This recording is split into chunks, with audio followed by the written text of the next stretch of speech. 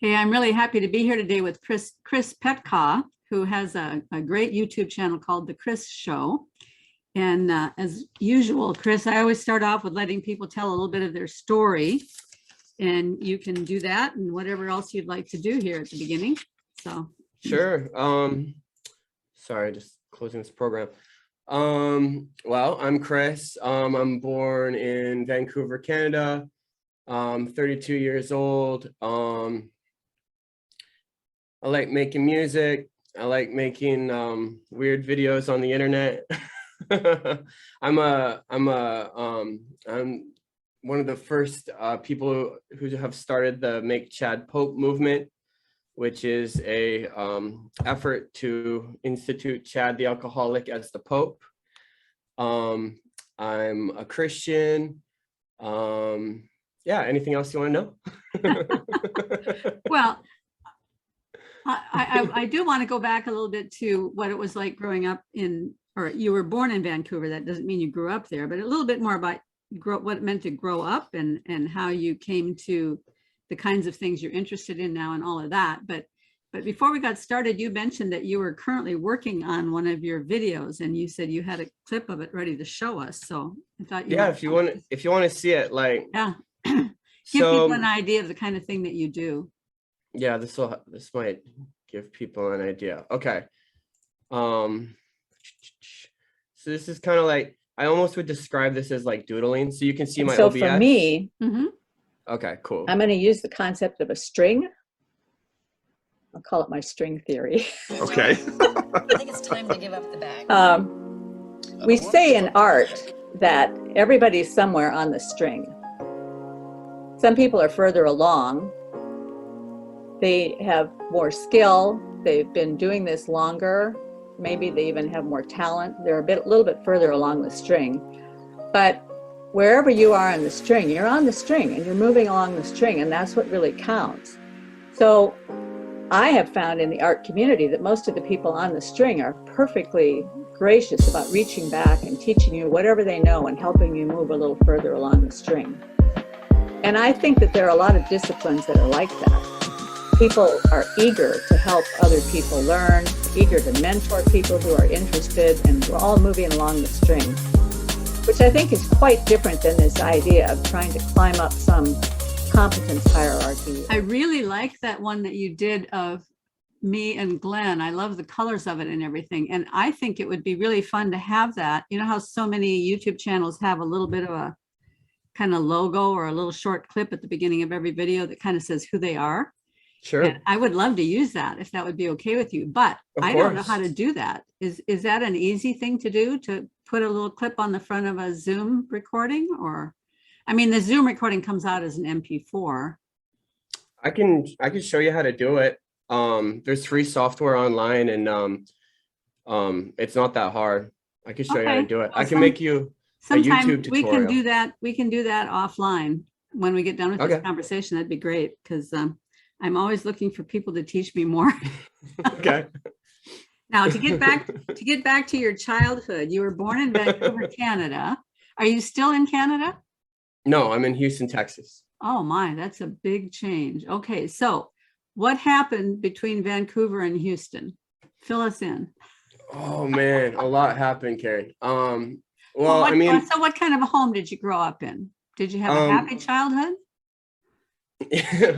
I think for the most part I did. So like the thing that really like one of the like most pivotal events in my life, like my dad was a worship leader, and so we went to like charismatic churches and all that kind of stuff. I wasn't really into Christianity or whatever, because I was getting into issues with my parents, just typical stuff. I did some mushrooms when I was 15, and that like had too many, and that had a pretty negative result on things. Took me a while to get over that, which is kind of what brought me into Christianity. I was like seeing like demons and stuff like that, and like yeah, like it was like weird, and I could like draw stuff I like never knew how to draw before. And so I was really so that the charismatic and Pentecostal churches are really helpful for me with all that, because they believed in all that kind of stuff, right? And seeing angels and all that kind of stuff. So when I became a Christian, I found out that there was twice as many angels as there were demons. And so I said, well, okay, then for every demon I see, I want to see 2 angels. And so that kind of was the start of my Christianity, I guess. And so I started seeing angels, and then I didn't see demons anymore. And then that was really cool. And then I went to North Carolina to go to a Bible school there. I originally wanted to be a minister. And some of this story is on like Sherry Harkin's podcast, so I don't want to like go over too much, repeat too much, but basically there I was like doing ministry, and I got a 3-year degree in Christian ministry, and learned a lot about that type of stuff. But based on the experience, I kind of just was feeling like being like trying to like express myself like and be theologically correct was like, I don't know, it just wasn't interesting to me, like, which is kind of what drew me to music. Like, music is open to interpretation. You can interpret it any way you want. Whereas it seemed like what was required was more, at least in that environment, was more of a, you need to be able to back up what you were saying with scripture and stuff like that. Kind of more of a left brain kind of mentality towards things, I suppose. And so I was looking for a right brain avenue. And so that's what got me into music. Worked on music for a really long time. Yeah. Now, when you say you're into music, were you writing songs that had lyrics, or were you writing? First it started as writing, and then I was doing producing, and then I was mixing and mastering and doing kind of all of it. So I've basically been doing that for like 10 years, just all self-taught, just like YouTube tutorials and stuff like that. Now, does that dovetail with what you do for a living, or is that a completely separate thing? No, I have a painting company that I run. So completely, I mean, it's similar in the sense that I'm an entrepreneur. I've had several different businesses and whatnot, and I'm, creative, and I like trying new things and stuff like that. So in that sense, it maps, but no, I don't do it for a living. No. No. That's probably for the best. Yeah. I knew somebody once who loved both ministry and technology, and he said he had a choice to either work in ministry and do technology at night, or work in technology and do ministry at night. And he chose to work in technology because he said if he did technology in his off hours, it would consume his whole life. I was a bartender at a golf club for a while, for a long time, and I would talk to like golfers, like some of them would be like professional golfers, and they would just talk about how much they hated golf and how being a professional had just ruined golf for them. Because once everything's on the line, not just that, but like it's all the stress and all that type of stuff, they said it was ruined. So I've kind of had that approach too, of like, I've never stopped enjoying it. So yeah, that's so great. Well, you have a really, really unique talent. I mean, I've never seen anything like the kind of stuff that you do. Do you have well, let me bring up the clip that you did of my show and show people what that looks like, because I think that'll give them an idea of the kind of thing that you do that's got the sound with it, because the other one didn't have the sound. Oh, you couldn't hear it? Yeah, we couldn't hear the sound. Intelligent agent. It is doing computation. It's measuring inputs, sunlight, water. It's making decisions. It's reacting to its environment, and it changes and grows. So at the abstract fundamental level, a plant is performing computation. And I think a lot of, like you say, people think when you say computation, Chad right there for the people who don't know Chad. And smartphones, but there's another another level of computation is the. And there's Chris over in the left-hand corner. Without memory. I think we talked about music. That's so great. I love the color. I love everything about that one. It's just really beautiful. And as I've mentioned to you before offline, there's something about listening to something that is a left hemisphere, very complicated thing to listen to, but at the same time having your right hemisphere occupied with all the visual and the music and everything. It's a new way of hearing something. I mean, I was a part of that conversation, but I heard that conversation in a new way when I watched it through your eyes. So he says like some things there that like, he says like that plants are computational. mhm. And he says that language is a symphony. And so like when I listen, like I really like listening to your podcast, and like, but sometimes it's definitely over my head, and there's lots of podcasts I listen to that'll be over my head. But when I hear something like that, like it, I don't know how to explain it, but like it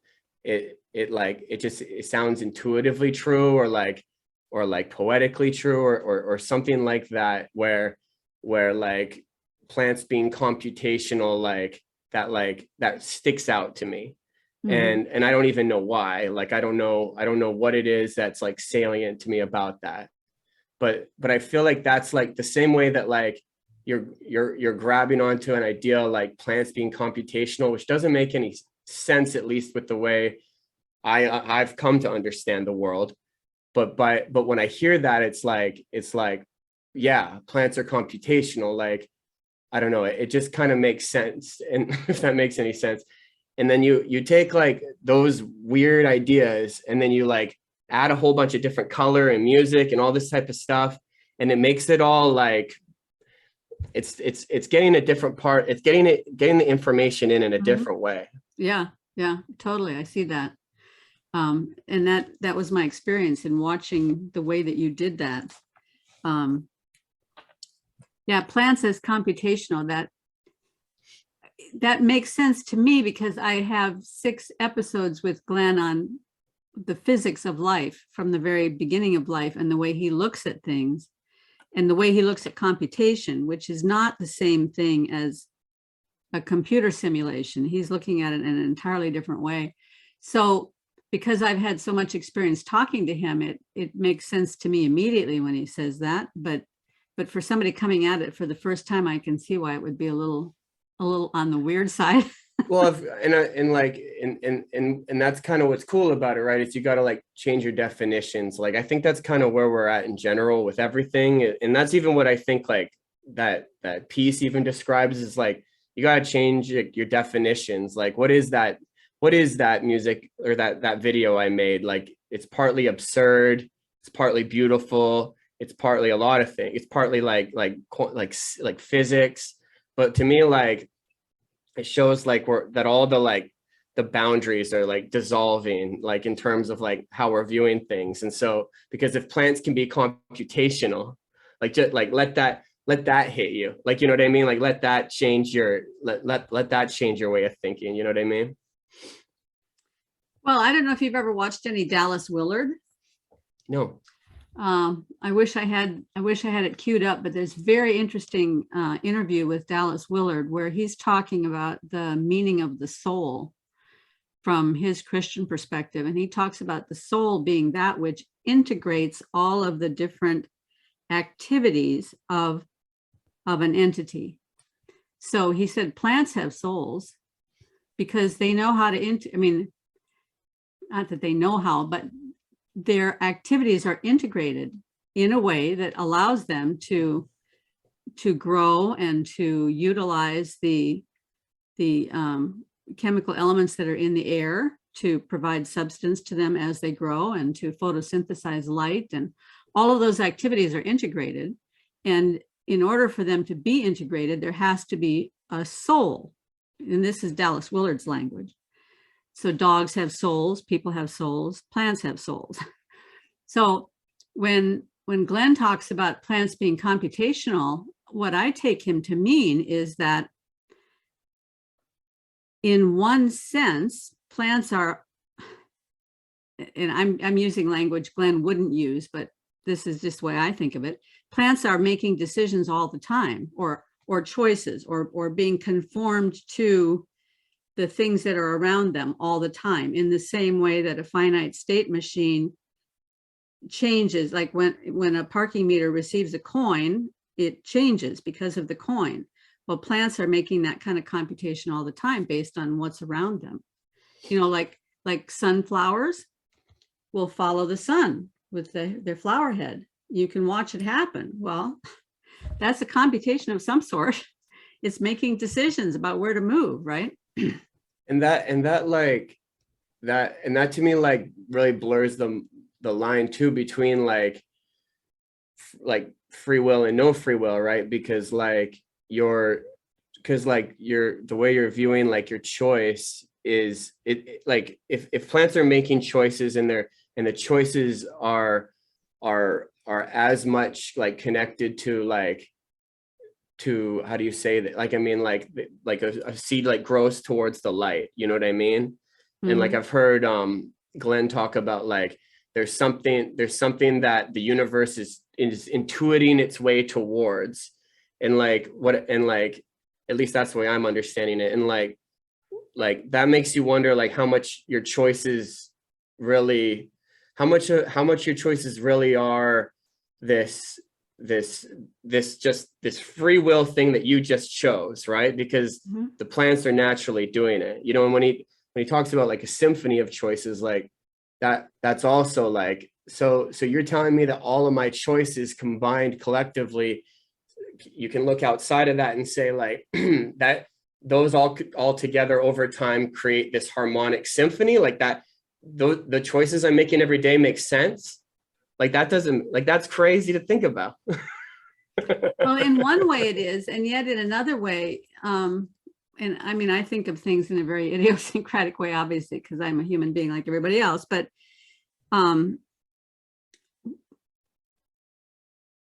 you know, I've been talking a lot about Wolfram lately, and one of the things that in Wolfram's theory that I find quite intriguing is that he talks about how at every node, all possible rules can be accomplished or all possible transformations can be based on all possible rules in all possible ways at every single node. And sometimes that means that the relation at that node will diverge. So it'd be like two different paths, the causal edges, because there's not, in his universe, there are no things, there are just relations between causal edges. So these causal edges diverge, but according to his theory, all those causal edges that diverge eventually come back and merge again in a particular timeline, or in a particular slice of the computational universe that he's talking about. And that to me is kind of the same picture as when Jordan Peterson talks about anomaly. So he talks about how every person, every decision that you make, you're going to go from A to B. And you want to go to B because B is better than A. Otherwise, why would you bother going there, right? Which means that you made a value choice that B is better than A. So you begin to move towards B, but there's usually some sort of an obstacle. Some sort of anomaly shows up, something that doesn't fit. There's an obstacle that gets you off the path. That obstacle. Well, and if there's no obstacle, you're already there, right? Yeah. So the obstacle could be you fall in a hole, or it could be that you make a mistake and you fall in a hole, or you fall in a hole completely outside of your own responsibility, or it could be that you make a wrong choice. You decide to get drunk on the way, and then you get robbed because you're not in your own mind, or, you know, there's all kinds of things that can happen going from A to B. But for the soul who sees who is keeping their eye fixed on the ultimate good that Jordan Peterson talks about, or even at the moment of falling in the hole calls out to the ultimate good, or, you know, whatever happens with that obstacle, if that turns you towards the ultimate good, then of course he can make all things work together for the good of those who love him and are called according to his purpose. So if we are truly seeking him and putting ourselves in his hands, then it seems to me that we make a lot of choices, and some of them may be wrong choices, but ultimately, if we're putting those choices in his hands, he's going to cause them to come together into some ultimate good at the end, which is a long way around, but. And I mean, yeah, like there's like there's theological implications there. I mean, there's almost a universalist theological implication to me with what you're saying. Well, yeah, I know. Which I don't have a problem with, but it's interesting. But there is that element of, there's still that element of choice, you see, and that's the thing. Right. I think when you talk about choice and free will, that you have to get pretty precise with your terminology. This is one of those that's really complicated, and it probably needs somebody like Paul Vanderklay to tease it out. So I shouldn't even try. No, but this is the fun of it, right? Yeah, I shouldn't even try, because I've tried to have this conversation about universalism with a few people, and it can get pretty tangled. Well, maybe, I mean, like that's kind of what was my point at the beginning with the choice thing, is that what choices do you really have? Like, a seed has to grow towards the light in order to survive. So so you could choose to not go towards the light, but then that's almost like saying choose to not survive, which would be an image of hell, right? But at the same time, like the idea of a seed not choosing to live, like, I mean, like, yeah, I mean, so I think you could still, like, it doesn't have to be necessarily universalist what you're saying, but there's definitely like, there's this implication that like, maybe it's like survival of the fittest, in the sense that like only that which goes towards the light is that which survives, something like that. I don't know. It's interesting to think about in theological terms. I don't know why theology comes up in me. Well, do you think that there's a differentiation between humans and all of the rest of creation in this area of free will? I think that traditionally that we've had that view. I mean, the idea of I don't know. Free will has been just, I mean, like, there's people like, free will has been argued even in the church for a really long time, of whether it exists or if you're already predestined, you know what I mean? That type of stuff. So I think free will has always been a finicky thing. I mean, something tells me that I'm making my choices, but at the same time, that's not always obvious, and that type of stuff. I mean, yeah, I don't know. And when I hear that like plants are making choices, then I really have to, like, for me, I have to step back. And then when I hear that like all my choices are creating this symphony, this coherence, you know what I mean? Like this, like the combination of at least the way I'm understanding it, the combination of these decisions, building something that is coherent, because like you at least in the world we're living in, you would think that it's all just random and that the choices don't necessarily matter, because right, we're kind of so bombarded with this materialism. And so when you think about a plant having choices, like I start redefining like everything. Well, so, you know, I was probably imprecise in my use of saying that plants have choices. Glenn is saying that plants are computational. I think that's different than saying a plant has a choice. So, and like, would it be like a plant is responding to the stimulus around it, and that's, I mean, that's just a scientific standard point of view, right? A human being can choose how to respond to the stimulus that surrounds it.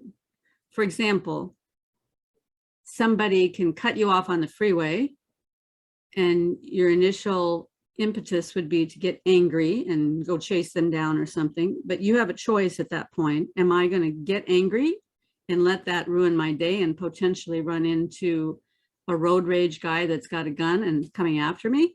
Or am I going to calm myself down and find some other way to deal with that rage that's coming up in me? Now, that's a choice, right?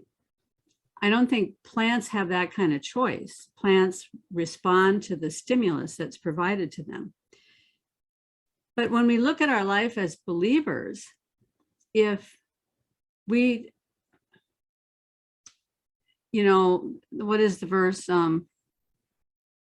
There's several like this. Think upon those things that are beautiful and trustworthy and, that kind of thing. Or fix your eyes on Jesus, the author and perfecter of your faith, who for the joy set before him endured the cross and disregarded its shame and sat down at the right hand of God the Father. That's a certain mindset that we choose that puts us in a place where we are, in a sense, open to his light, his sunlight. So we're open to striving towards the light and growing towards him and being on a certain kind of a path. Would it be like, sorry, did I cut you off?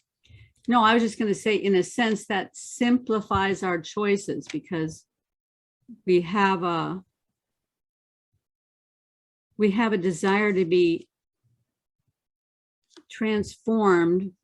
I was looking at that word today in the scripture when it says, be transformed by the renewing of your mind. That transformed is the same word that's used in the passage when it says that Jesus was transfigured on the mount.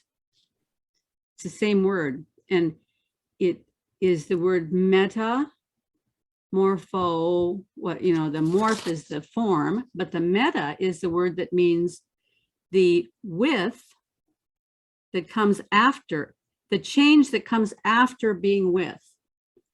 So when we're with Christ in our thoughts and in our, as much as we can in our actions and in our relationships, when we're with Christ, that begins to transform us in a way that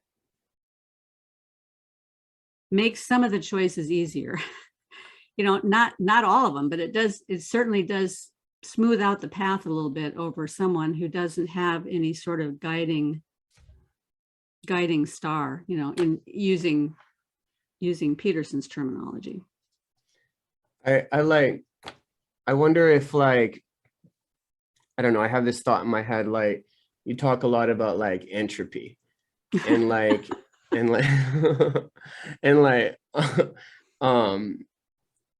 to me the seed going towards the light is that desire to become, to transform,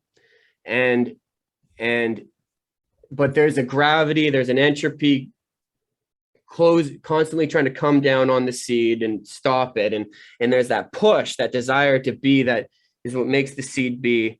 And with what you're talking about with the Christian walk, I think that there's a similar thing in terms of the desire and drive to live and to survive, and I don't mean survive in a, well, maybe in a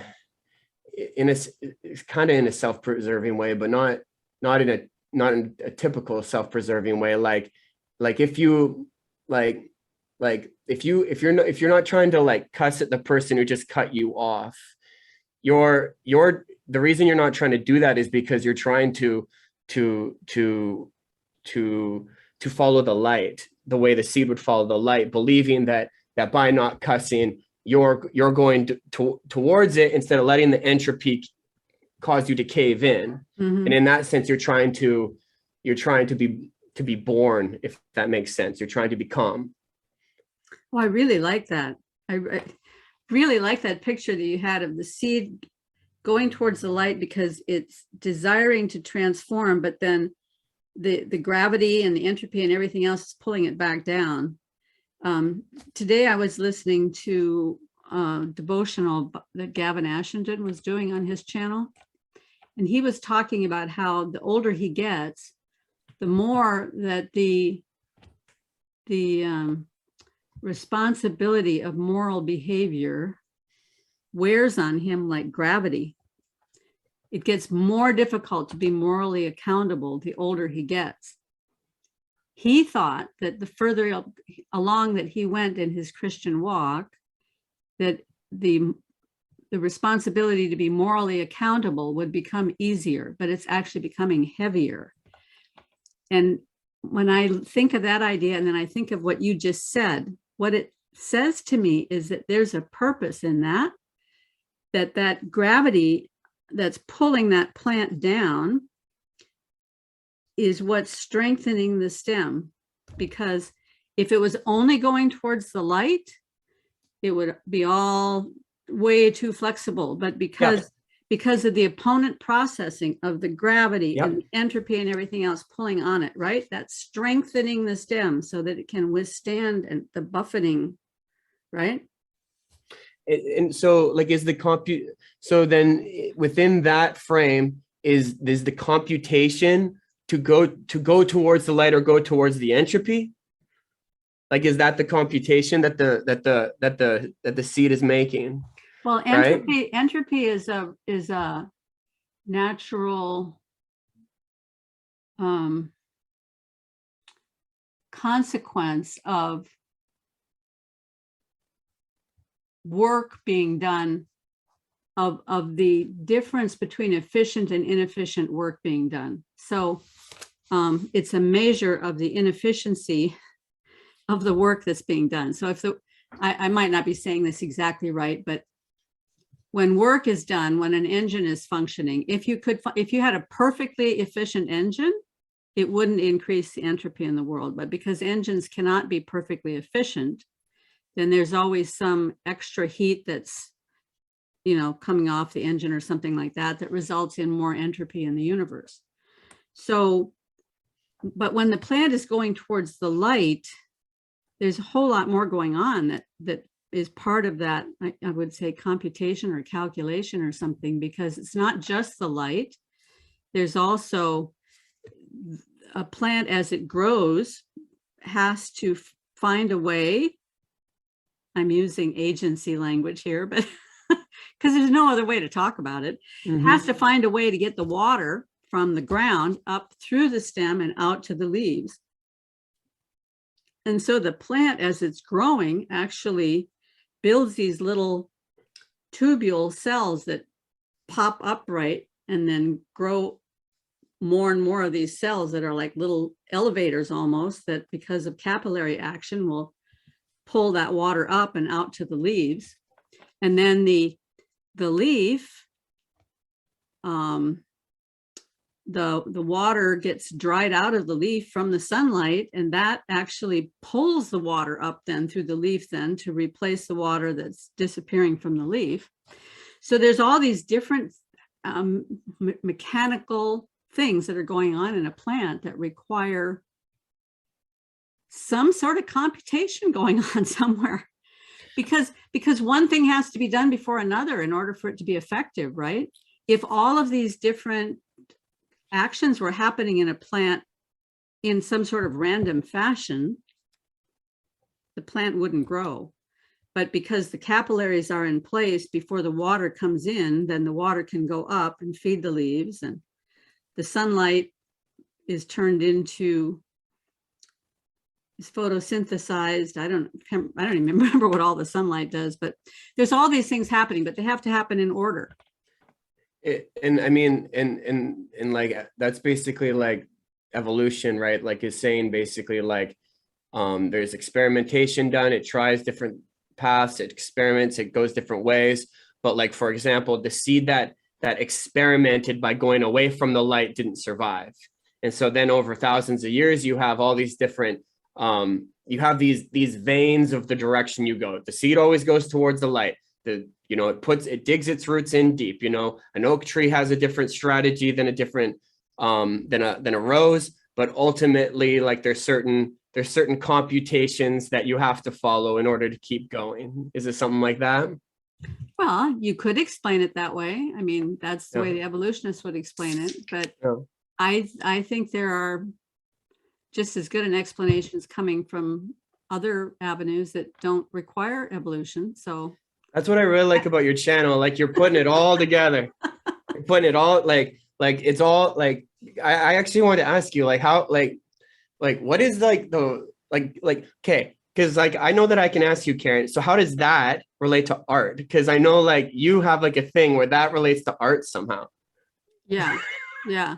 You mean how did specifically the differentiation between evolution and the theistic version, or you mean just Well, in terms of how does my whole way of thinking about science relate to art? Well, let me like, even for me, like with the idea of a plant being computational, the overall gist of what I get out of like that idea is that things naturally emerge and decisions get made. And for me, that's very like, I do think that's true with art. Like, I think that with art, like, and I've heard you talk about like having a blank canvas, just getting something on there to start. And then from there, letting it tell you and letting it naturally emerge, and just like a seed, right? And then the symphony of choices over time is what it ends with the painting. But it's all these different choices that like you don't know if it's the right choice while you're doing it. It's only when it's done that the art is there. Mm-hmm. So I mean, that's like what came up in me. But like, I don't know, like, it seems like you have a way of putting it all together. Well, because I mean, there is a paradigm in my head, and part of the reason that I don't very often talk about it is that it's so darn big and cumbersome. I haven't simplified it enough in a way to really explain it to people. But tomorrow, Michael and I are going to talk about the chapter 4 of Barfield's book. I don't know if you've caught any of the other episodes that we've done on his book, Speaker's Meaning. I have, and I've also talked to Michael a little bit about Barfield. Yeah. So one of the things that's in that book is that the idea that, and I think he proves it pretty well based on his line of thinking, is that before imagination, there was inspiration. And that so the beginning of language, the beginning of art, the beginning of even simple mathematics, any of these things actually arise out of inspiration and not imagination. And that imagination being at the core of all these things is really a more recent construction. So if you think about that, then when, and this goes back to this word that we've talked about many times before, what it means to be passive. That word comes from the Greek word paschein, P-A-S-C-H-E-I-N, which is the word that is also the word, the Passion of Christ. And that word passion is the same root as passive.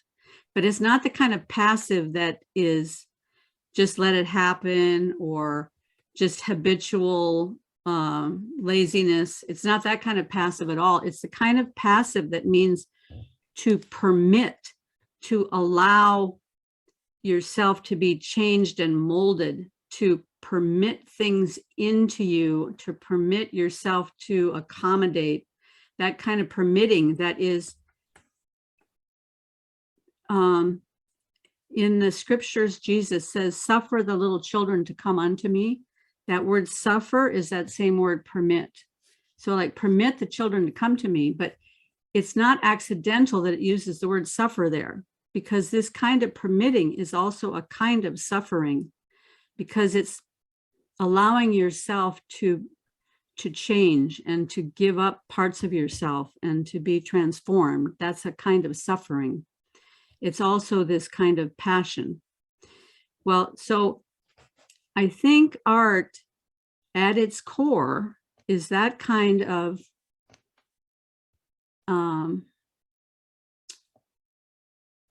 balance between active and passive. So the passive is the inspirational element. being a receiver for whatever that inspiration is. And then the active is the stepping out into the unknown, the willingness to step out into the unknown and take risks and chances. And then to again allow the inspiration, and then to step out in. So it's this dance sort of between the two. And where I first came up with this idea was that my own, like you described pretty well, my own artistic process, just getting a lot of paint on the canvas, or taking an old canvas that didn't work out well and turning it upside down and trying to do something new on top of it, means that I'm always doing a kind of opponent processing with the thing that was there before. Yep. Right. You're in relationship with something. Yeah. So I'm not a lot trying less to, intimidating than a blank canvas. It's not Yes. saying anything back. because if you have a blank canvas, the only way that you can get any meaning onto that canvas is to impose the meaning on it, right? Yep. So, but I don't necessarily look at even that original, what I call chaos. I don't look at that as being random either, because it was my activity that put the paint onto the canvas. But how much do I know that I'm really in control of my own activity? 100%, right? Art wouldn't be fun if you totally were. You know, it wouldn't be fun. So why do I choose a particular color rather than some other color? Or why do two colors end up getting mixed together? Sometimes they land on the canvas next to each other in a way that's just like, oh, I like that. And now that it's there, I can play with it. But I wouldn't have known to do that if it wasn't there already. And so these things happen all the time. It's this proportion. So this is one of the reasons I think everything, someday I have to draw a picture of how this works, but all these different binaries, like from dark to light and from blue to orange and from loud to soft, all these different binaries, there is some place along that line that is the choice that you make for that particular proportion for that particular moment. So when you're doing music, you're probably making that decision all the time. Is this going to be exactly medium volume, or is it going to be slightly louder than medium or slightly softer than medium? Or do I want that to be a third or a fourth or a sixth from where I am now? And you have to make choices of where to go on that line. But all of those choices are intersecting at each moment in time, right? So when I lay a stroke of paint on the canvas, it's not just a stroke of blue, it's a stroke of a particular proportion of blue that's a particular place in between light and dark, that's at a particular spot on the canvas with a particular pressure and a particular depth of, you know, how much paint is laid on. That one choice has many, many different intersections. And I think that's the way the world is constructed, that everything, if you look at a tree, think about the intersections of all the different, let me be really bold here and say, look at a tree as being a construction of God, a piece of his workmanship, okay? That theoretically. Yes, that artistic workmanship of God in a tree is filled with all these intersections of proportion and balance and rhythm and pattern and texture and light and dark and soft and hard, and all of these binaries intersect at some point of proportion along those lines. And those binaries exist not in opposition to each other, but because of each other, because they're a connection, like the distance between soft and loud, that distance that has many different places that you can choose along that distance, that path only exists because of soft and loud, only exists because of some sort of relationship that exists between soft and loud. And so you're making choices all the time on this relational line, right? So, yeah, like I said, that's only No. a tiny piece of it, and it's too big in my head to try to But explain it. to me, I can map that even onto the compute. Like that actually creates more room for the, okay, you can't, like, you're saying that you put a color in a certain space, with a certain pressure, you know, at a certain shade and all that type of stuff. And that's one stroke. Mhm. And if you like overthink all of that, it's just as bad as the blank canvas. Mhm. It's paralyzing. At a certain point, Exactly. you stick the brush in the paint and you don't know what you're doing. And then Mhm. you do it again. And what am I doing? And you're like a child, actually. Like Mhm. you're trying, and you're entering into a flow state, and you're trying to you're actually trying to not think about it, because if you do, it stops. Yes. And now going back to the plant, if you start thinking about a plant's agency as if it takes time to make the actual choice, there's no time. It needs, like I don't, not like, if we're going to go with it, like, let's just go with this. Like the idea that if a plant has a soul, if the idea that a plant has a soul, then it's in a constant flow state, which is getting it where it needs to be at all times, because it can't stop to think, how am I going to get there? Like so like, and now if you want to bring theology, you could say that this is the knowledge of good and evil, which causes us to be able to even analyze the art and say if it's good or evil, or say if I should have put that brush stroke there, right? You could argue that, like, we're the only ones who are looking at our choices and analyzing them, whereas like the plant's just doing it. So that could be like, that could add language to what you're even saying there, because like the other thing I thought about with what you're saying is like, you have to like submit, or you have, like, you're saying suffer the little children, and like you're talking about that with art. And like I've also seen that, like, as much as you're like opposing something on it, like you're also like allowing yourself, like the canvas is that mirror, right? You're allowing yourself to also get your, whatever it is. Maybe you're seeing something about yourself you don't know, maybe you're seeing something you're afraid of, or that you want to see, or you're immediately is coming to you, that's also that, what was the word you used, submit, or it's basically like it opposing on you. Well, you're permitting. Right. You're permitting. But yeah, totally. This probably happens to you with music. I know it happens to me when I'm painting, that sometimes some part of myself becomes apparent to me when I'm painting that I wasn't aware of before. And a lot of times it's something I don't like very well, right? And so I have to, or you don't like about yourself. Yeah, that's what I mean. Something I don't like about myself. And so I have to recognize that and make some sort of a decision. Am I going to let that peel off, or am I going to hold on to that thing? Right? Because sometimes even the things that I don't like about myself, I'm just not ready to let go of them for one reason or another. And so that permitting process is that permitting.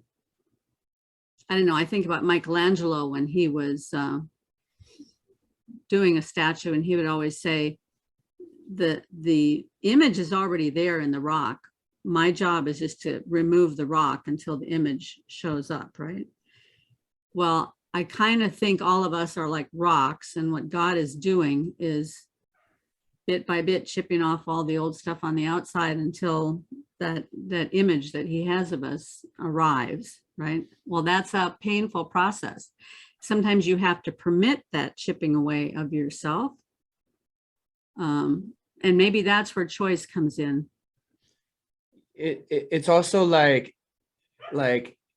here's connecting a couple of things, because you talk about like the intuition, like before, or inspiration. You said inspiration before there's what? There's inspiration, you said? Imagination. Before there's imagination, there's inspiration. And like what I think about with that is like desire, like in the sense of like you're inspired to do something, it's kind of like the same thing as like the seed, like desiring to be born. And like, it's that same, like starting off with like that same like inspiration, but like, how was I going to tie that to art? Oh, I was going to say like, I like with this Michelangelo piece of marble where it's nothing.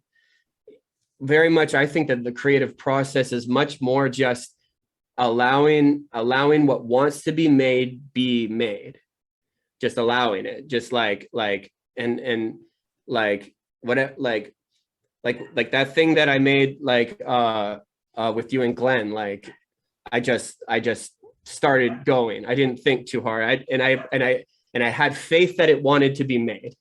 You know what I mean? I didn't overthink it or because if I overthought it, like, then I was making it. And I don't want that. I don't, because if I'm making it, then what's the point? But if something else can come in and make it, and it wants to be made, then that's the most meaningful.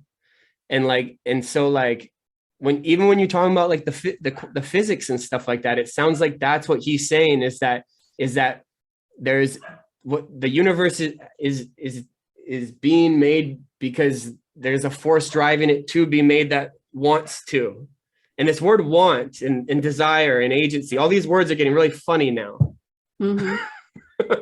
Well, I think one of the things that Glenn talks about a lot is strong emergence. And he says that most physicists today don't really want to talk about strong emergence, but strong emergence requires a recognition that, you know, how Glenn has talked before about everything has an inside and an outside. And the inside, when you're inside the inside, is very complicated and very complex. Like one of the things that Barfield talks about in his book is that you could think of the inside of a human being thought. But thought is a really complicated, very complex thing, right? But when you get outside the human being, and this is not Barfield's thing, but this is what I see happening in the world today, is that other people will look at the human beings around them as either a resource to be used or something to be manipulated, you know, to create a mob or to create anger or to do some work for you, or, you know, so consume it's way simplified. You have to, in order to look at something solely as a resource or as something you can manipulate, you have to way simplify it. So yep. like a watch, I happen to be a happy recipient of an Apple Watch my husband gave me for my birthday. My husband and daughter gave me for my birthday last year. For me, it's super simple. You know, I just look at it. It tells me what time it is. I can track my walking. I can track my heartbeats. I can track my sleep. And all I have to do is look at the numbers. But inside this watch, there's the shoulders of giants put this watch together, you know, over many decades, and lots of physics and lots of technology and, you know, geniuses, and it's all packed into this little watch. That's the inside of it. But from the outside, I can manipulate it easily. Well, so the universe is very complex on the inside, but it's growing in complexity all the time. And I think what Glenn is saying is that some of these things that are growing in complexity, this strong emergence, is growing towards that which is outside. In other words, there's a purpose for what's happening on the inside, and only the outside can see that. We're not on the outside, we can't see it, but there is an outside, because everything has an inside and an outside. So it goes all the way down. Everything has an inside and an outside. Now, maybe quarks don't have an inside. I don't know. Yeah. I don't know that we'll ever find out, because there's no way that they can see inside a quark. But everything else in the universe has an inside and an outside, and therefore the universe also has an inside and an outside. And the outside is what we're growing towards this. The emergence is happening upwards, and that's the emergence that most people don't want to talk about because of the implication if there's an outside. This is one of the things about Wolfram's theory that I think he's missing. He keeps saying that all the observers, well, first of all, that in order to see any particular slice of this universe, there has to be an observer, and each observer has a unique slice that they see. But all the observers are inside the universe.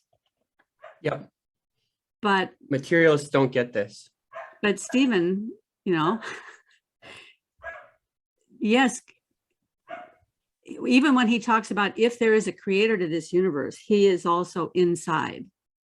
But what they don't get, and this is something that C.S. Lewis talks about a lot, is that God is not just inside, he's the whole show. He is outside and he is inside, right? This is where I don't know where this gets tangled up with pantheism. I've been trying to sort that out because I know that at some point somebody said pantheism was a heresy, and heaven forfend, I don't want to fall into heresy. So, well, Paul Vanderklay says we're allowed to have a little heresy in the Bridges of Meaning Discord on the search for truth. So I'm trusting him on that. Okay, well, so you guys on the Bridges of Meaning, will you figure out to what extent that God being both inside and outside might be considered pantheism? I don't know. I mean, the first thing I think of with that is like the fractal, right? It's just continuing. Like there's God in, there's God out, because it continues. You know, it's that same pattern. I wanted to say about the with a lot of what you're saying, like what I've been saying is that, and this is just, it's partly just to be funny, but I've been saying that the materialists have to walk around in the desert for the next 40 years because they have this objective reality that it's going over the head, and they're married to the idea because this is it. Objective reality, it can be seen. All we need is the enlightenment and rationality, and by just being purely rational and looking at data, we can see objective reality. And this is like a type of idea that's so deeply rooted in people's consciousness that you watch like Peterson and Krauss or whoever,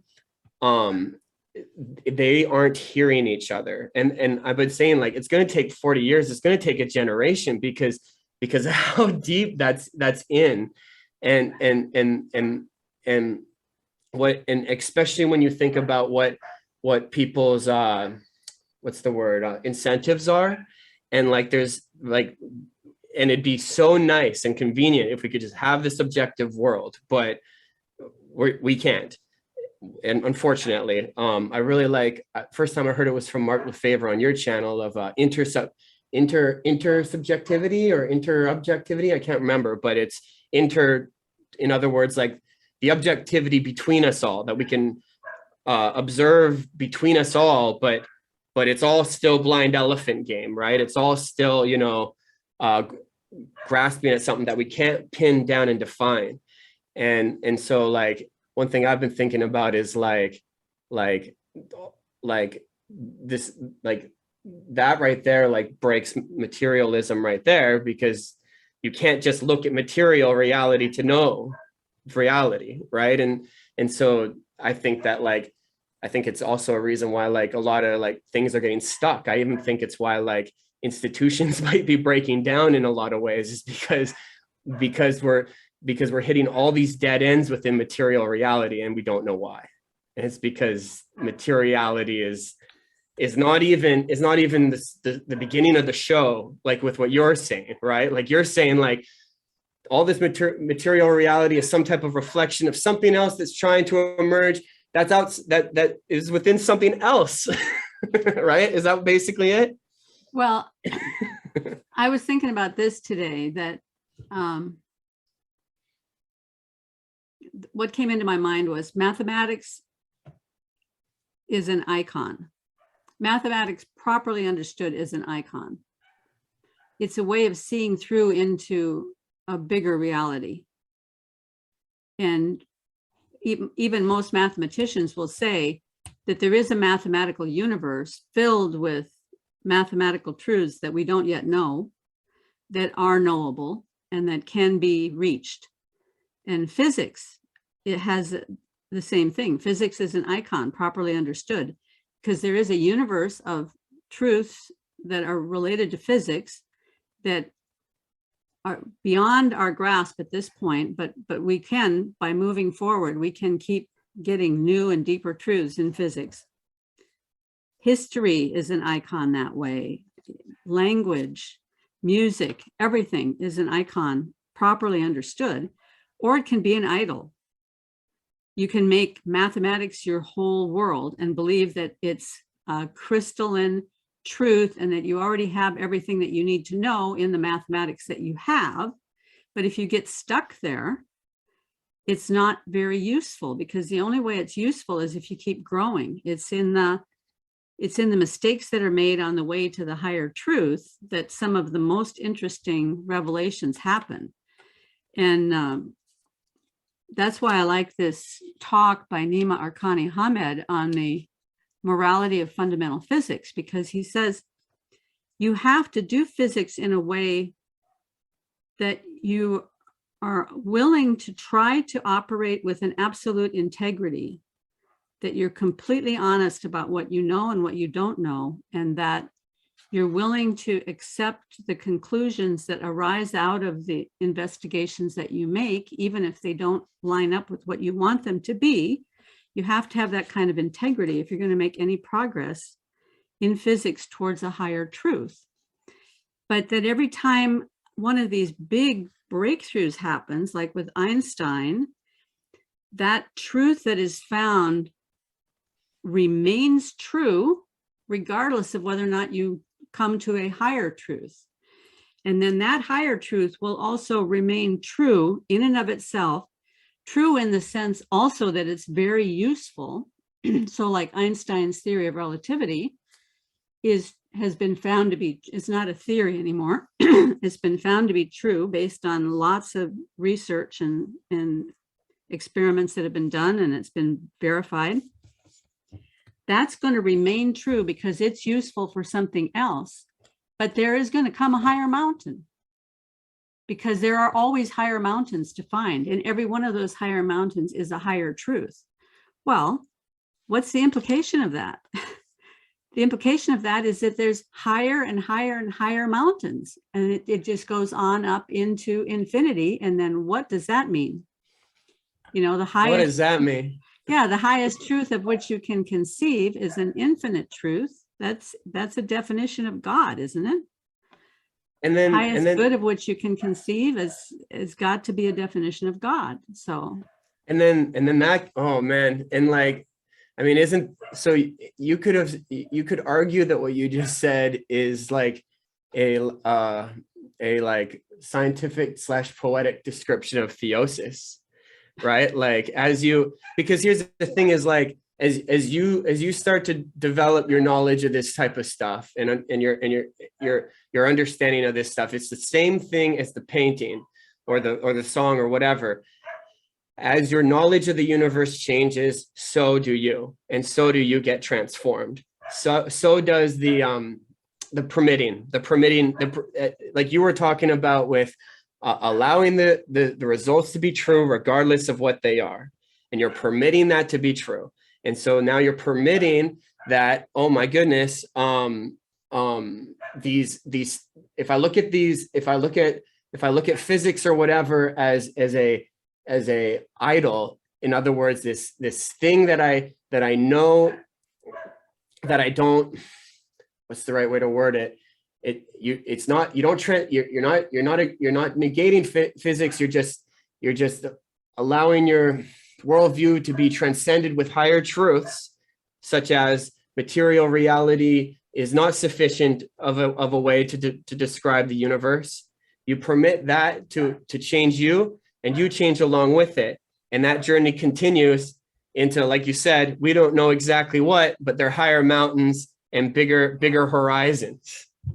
Well, what's really happening there is that physics ceases becoming an idol and it becomes an icon, because it allows you to see through to something higher. When that happens, now I've had several people on my show and other people I'd like to have on who've had this experience. I don't know if you follow Sarah Salviander, but she's an astrophysicist who has quite a lovely Twitter feed.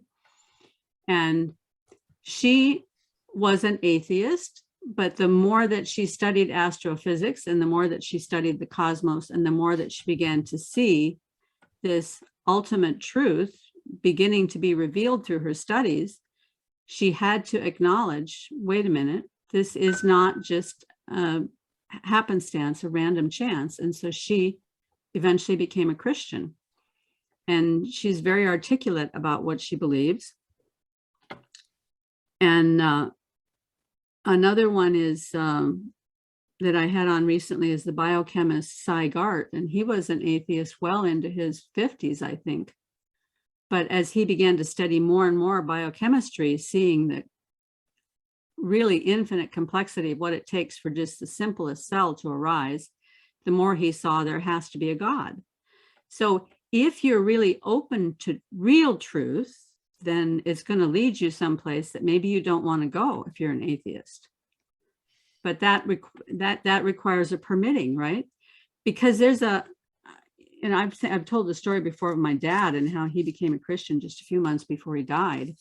And after that happened, he told me it was always my pride that kept me from making that decision, because I didn't want to let go of the confidence that I had always expressed in my hostility towards God. I didn't want to let that go because, you know, maybe my identity was wrapped up in that, you know, my pride was wrapped up in that. And so he had to let go of that pride in order to make that transition.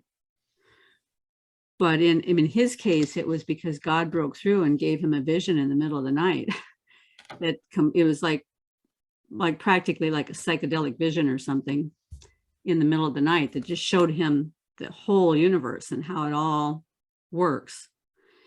He unfortunately was very ill at this time, and so he was never able to tell me what it was he saw.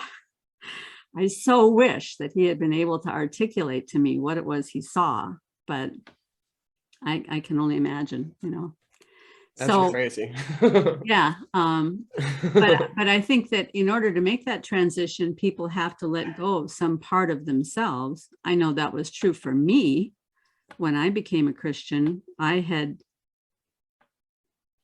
this weird picture of myself being able to like save the world through my activities because I thought I was so smart.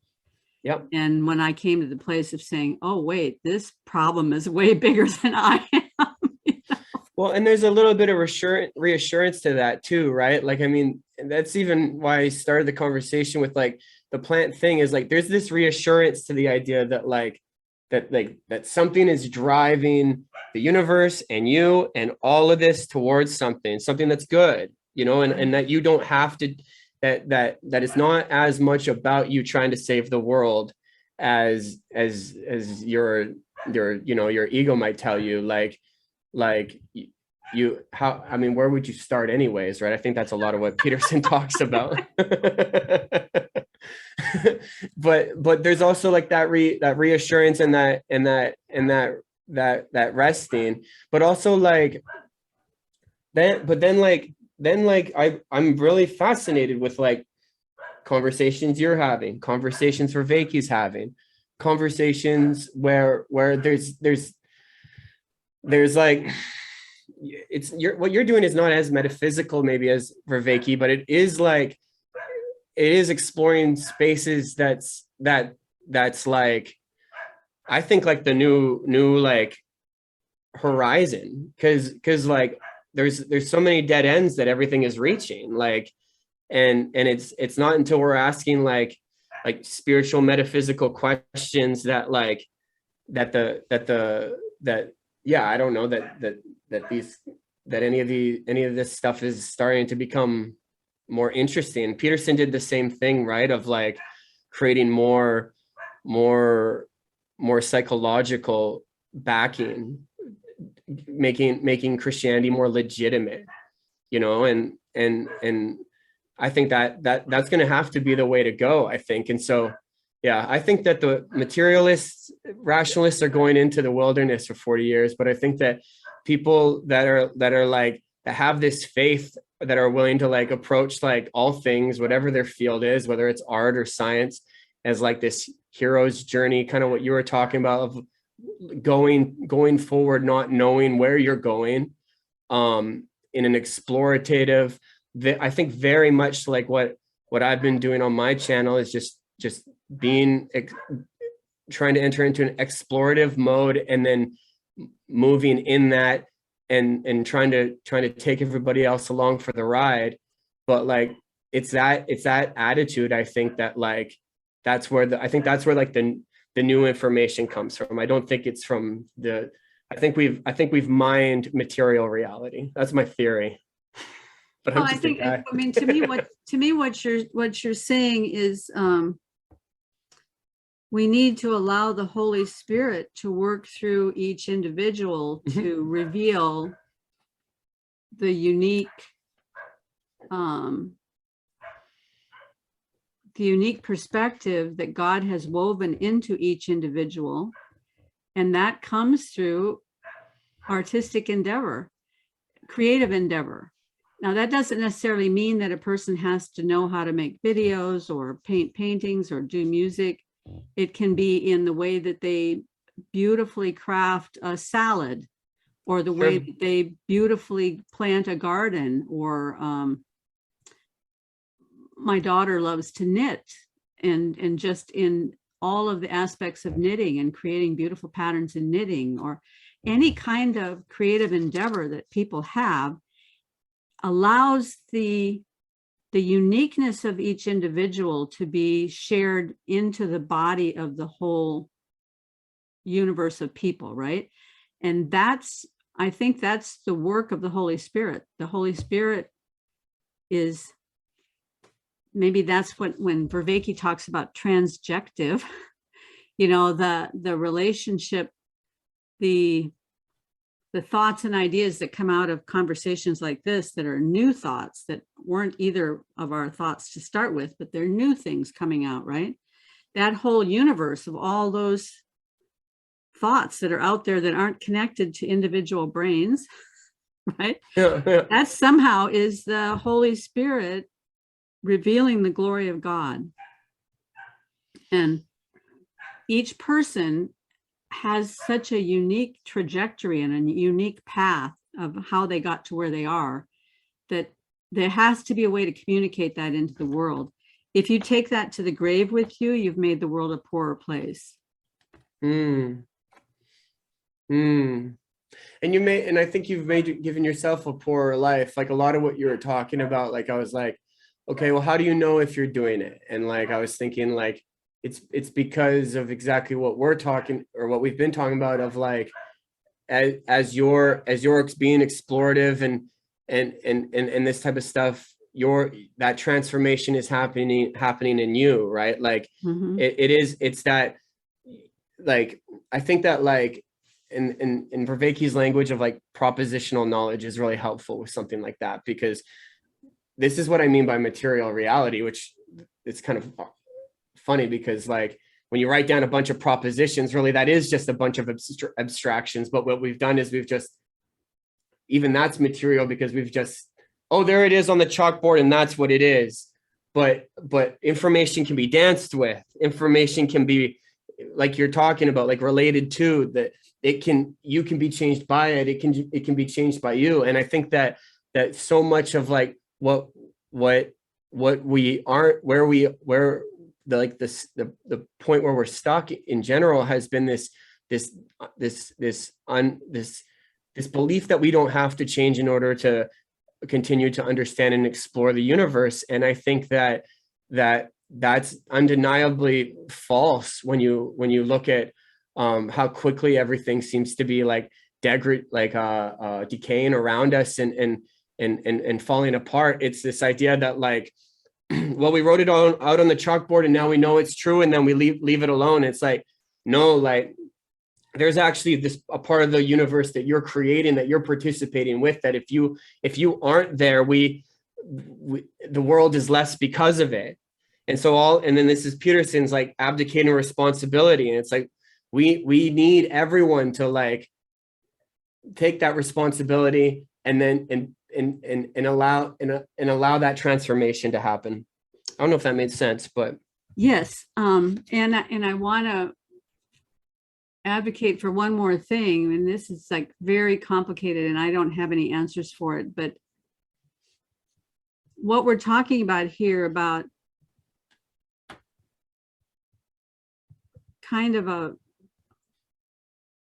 it can sometimes sound as though we're going down the postmodern route of saying that all ideas are relative and everybody has their own way of looking at the world. And so there's no way of really knowing what this is or what that is. And so you can't really write propositions down on the board and make them concrete. And there's a truth to all of that.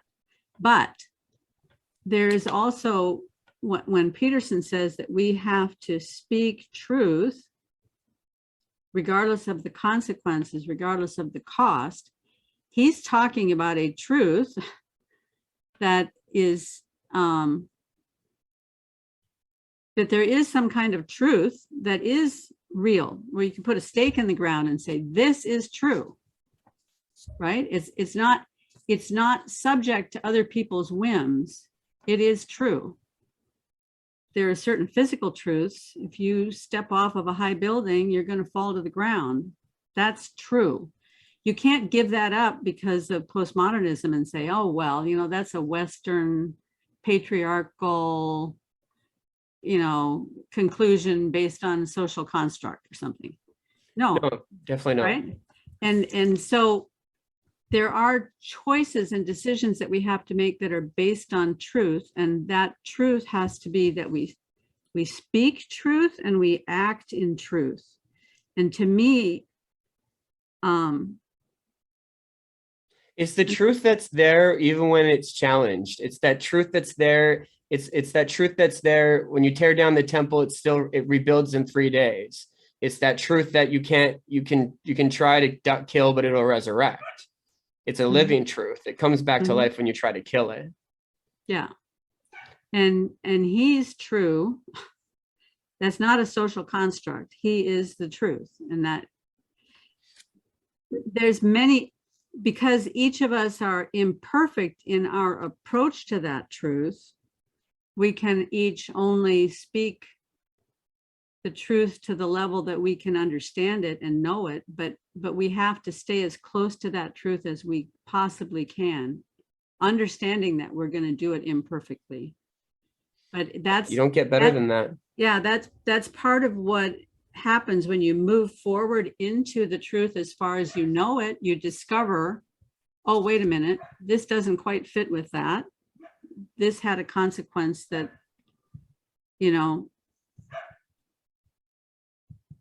that's where it gets complicated, because sometimes you can be speaking truth and you can bear terrible consequences. So you can't always judge whether something is true based on whether or not it pragmatically works out for you.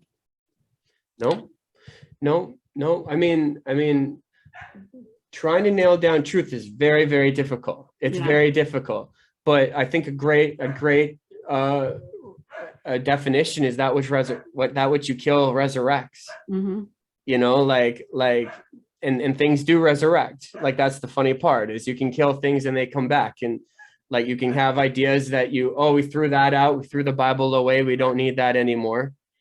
Oh, we were wrong, right? And those ideas, and it's not just that. It's so E equals MC squared is a law now. It's not a theory. So if I tomorrow want to be arrogant enough to say that E equals MC squared, that's not a thing anymore. Now it's the new thing that Chris invented. It doesn't matter if E equals MC squared, it is truth, and it doesn't matter what Chris says. And I killed it. E equals MC squared, the way Nietzsche killed God. Well, cool, Chris, but that's not going to work out very well for you because there is that word emergence. Like these things naturally emerge. These things are there. Well, They're not just on the chalkboard. one of the things that Peterson posted today on his Twitter feed is a new conversation he was having with Dr. Oz about the book of Exodus.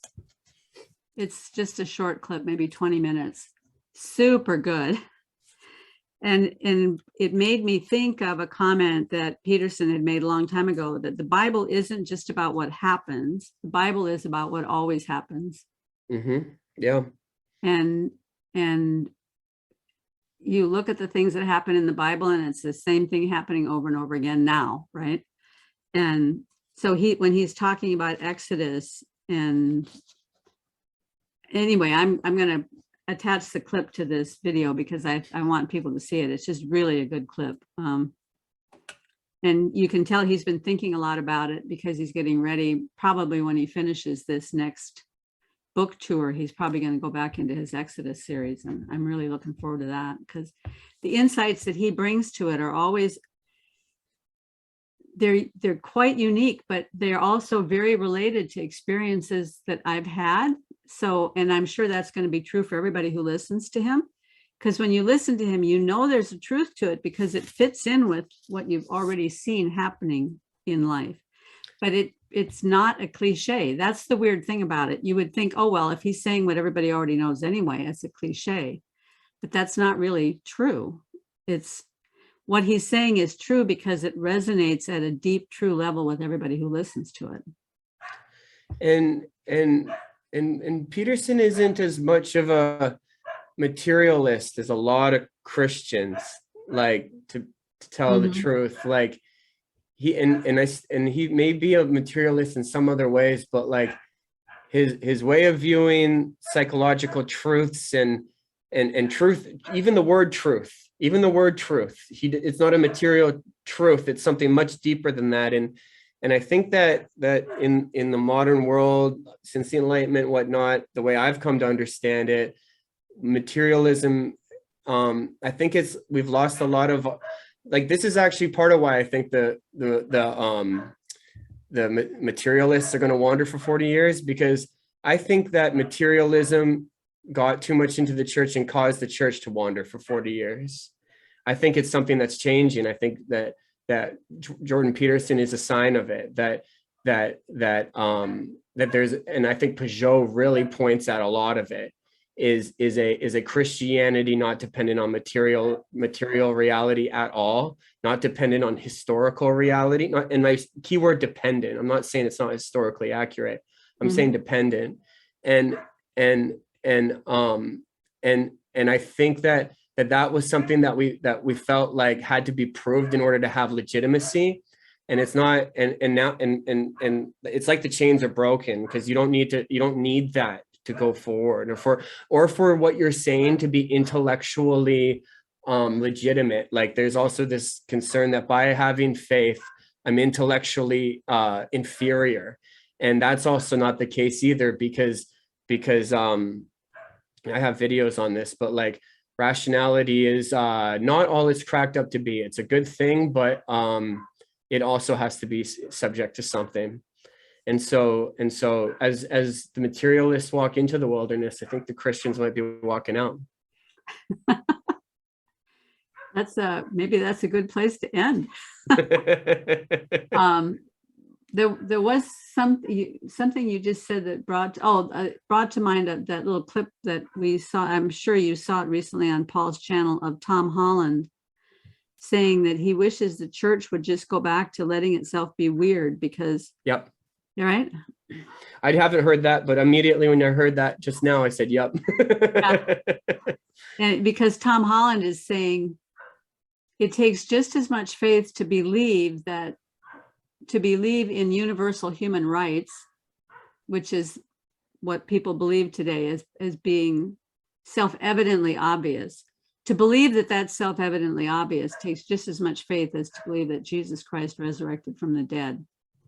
And the church needs to go back to talking about these weird things like Jesus Christ being resurrected from the dead, because that's where the power is, in the church, not in trying to curry favor with the academics or the intellectuals of the day. Well, rationality being the supreme ideal isn't working. it's just a bottom line. Like, Mhm. and once again, like supreme ideal, like not to like throw rationality out, but for it to be the supreme ideal, just it's causing nothing but problems, and you can rationalize your way into anything. And ultimately what everything comes down to is your values and your goals and your inspiration, you know, that which is desiring to become, you know, like what is that, or is that even there? Because if that's not there, well, then none of this matters. And rationality leads to nihilism so quickly, and I think you see it everywhere you look. And so I agree 100%. Yeah. So the picture that I got when you were just saying that was the picture that came to my mind was when Joseph had his dream of his 11 brothers coming and bowing down to him. Yep. But then later on, it actually does happen later after he's gone through a lot of suffering. His brothers do come and bow down to him, because at that point he's second in command in Egypt, and they depend on him for food and for sustenance, and so they all bow down to him for that reason. But by that time, Joseph is also in a place where he's willing to bow down to the supreme truth, right?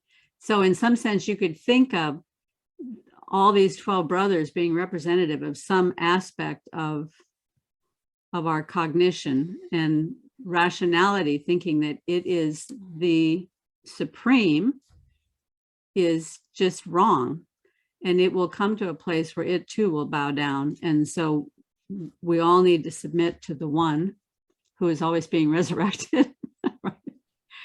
Totally. Uh, Totally. I like in the Krauss and Peterson conversation, I think Peterson is referencing, I think it's, oh gosh, I can't remember the book.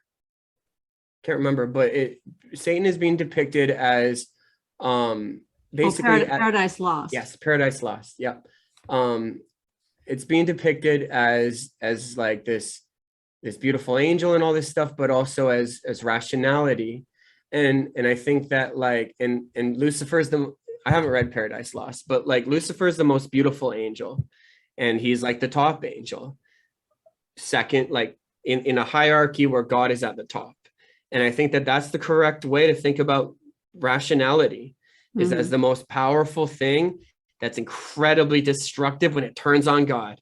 I think that's a perfect, beautiful image of what rationality is. When it turns on God, it does what we're doing now. That's a great way to look at it, because, and he didn't say this to Lawrence Krauss, I don't think, but he should have, because Krauss might have been able to understand it. He's not so much saying that rationality is wrong. Krauss automatically said, oh, if you're saying rationality is Satan, then you're throwing away all of the discoveries that have been made in science and all of that. But the other place when Peterson talks about Satan is, he says Satan is that in Milton's worldview, Satan is that which believes it doesn't need anything else outside of itself. It believes it knows everything it needs to know. Yep. Right. Which is the same thing. Perfect picture of rationality. So and that's what the objectivists are doing. I think when he said that to Krauss in earlier talks, he talked about thinking that you know everything you need to know is a mark of evil, because you're not willing to look outside yourself for anything. You know everything, and you're going to take control of everything because you know everything. That's what the elite do, right? They're going to control everything because they know it all. Now he's probably coalesced that in his mind to realize that that is a picture of rationality. But now when he talks to Krauss, he just uses rationality and doesn't explain that other part about knowing everything that you need to know, because that's the crux of the matter. If I say I have all knowledge and I don't need anything outside myself, then I'm incredibly destructive. It always turns out that way. And the other thing that always turns out that way is people that say, oh, I love humanity. I want to help humanity. Yeah. Oh dear, that's bad. That's a bad road to go down, because you think you've got the answer and everybody else needs to just knuckle under to your big idea, you know? And you'll justify absolutely anything. Like, and and this is where Peterson's message probably like rings true the most at anything, is like you're trying to change the world, but you're not cleaning your room, and you don't understand that there's a huge cognitive dissonance going on where you've mapped out a perfect world in your head where the room doesn't need to be clean. It's what matters is this whole story you've got, and it's like, but like you don't understand like that room is the remainder, the fringe that Jonathan Peugeot talks about. It's that unaccounted for part, and it's just as simple as a room, but you're not. You've got a whole story, but you're not doing the one thing you could do. But it's purely rational for you to come up with a complete story in your head, so you don't have to clean your room, because you don't want to clean your room, and I don't want to either. It's not fun. You just have to do it anyways. Maybe that's a good place for me to stop, because I have to go clean my room. Oh yeah, me too. Let's go clean our rooms, Carrie. This has been great. I have to say, this has been transjective for me, because you have changed my way of thinking about some things just from the very insightful questions you ask. So it was really fun. Yeah, very fun. Hope we can do it again sometime. I'd love to. Okay, talk to you Awesome. soon. Bye-bye. Bye.